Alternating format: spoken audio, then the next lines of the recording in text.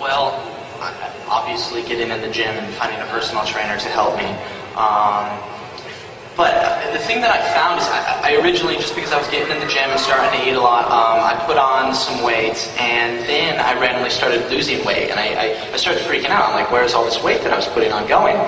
And what I found was I was actually overworking myself. I was in the gym 6 to 7 days a week and doing like 2-a-days, and I was actually burning more calories than I was taking in. So that was my biggest problem, so I actually had to cut things back. And whenever I would like break a sweat, my trainer would have me stop and relax. Kristen teased me about that on set a lot. But don't freak out, you might burn a few too many calories. But the hardest thing for me was eating. Eating constantly and good foods, but always. Health tip, eat constantly. But you should give a shout out to Jordan, right? I mean, your trainer. Yeah, my trainer, Jordan Yam, is...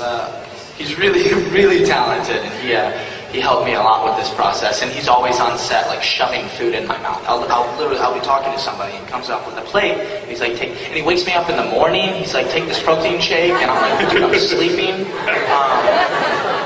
But yeah, I have a lot of people to thank. Appreciate that.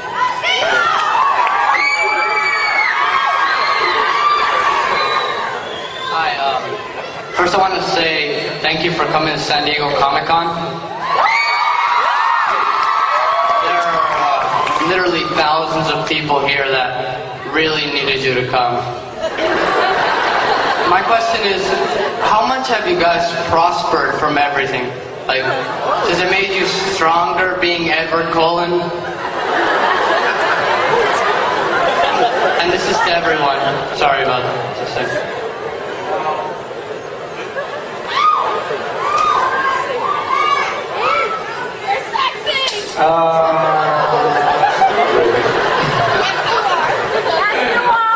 It's kind of... No, I mean, it's at the end of the day, it's just a part.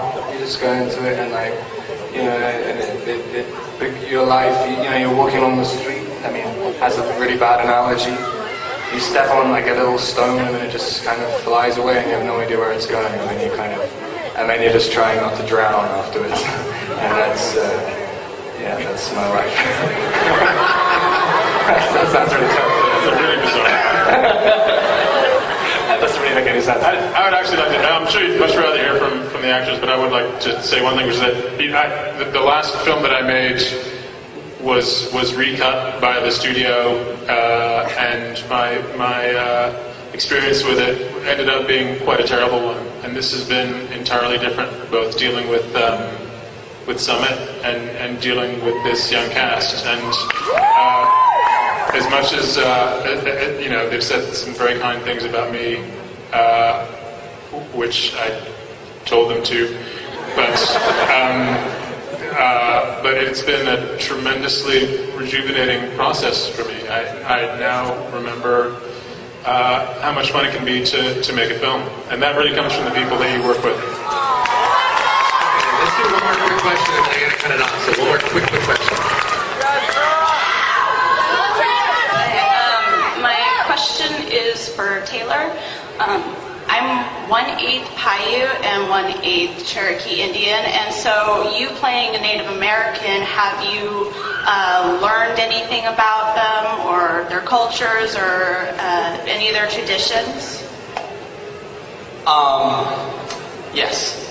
For Twilight, I actually had the opportunity to have some Quileute Indians come to Portland, and I actually had the opportunity to have dinner with them and talk to them. And the main thing I was focusing on is I wanted to learn more about the kids my age and what they like to do in their free time.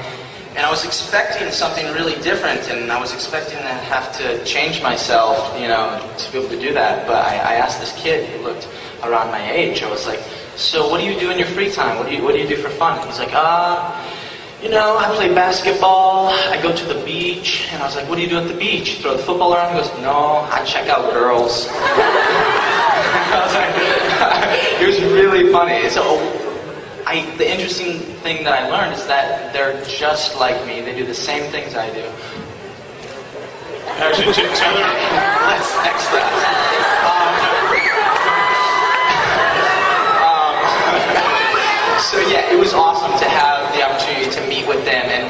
about their legends and stuff, and it was really great. I'm really thankful that they came down to Portland from Forks. So Taylor actually speaks some Quilliot in Nimu. This is true. It's true. I do get to say the Quilliot line. I'm excited for you guys to hear it. It's kind of fun. Wait. It's very important. So before we wrap things up here, I do want to ask one more question to the whole panel, and maybe Chris, we can start with you and work our way down.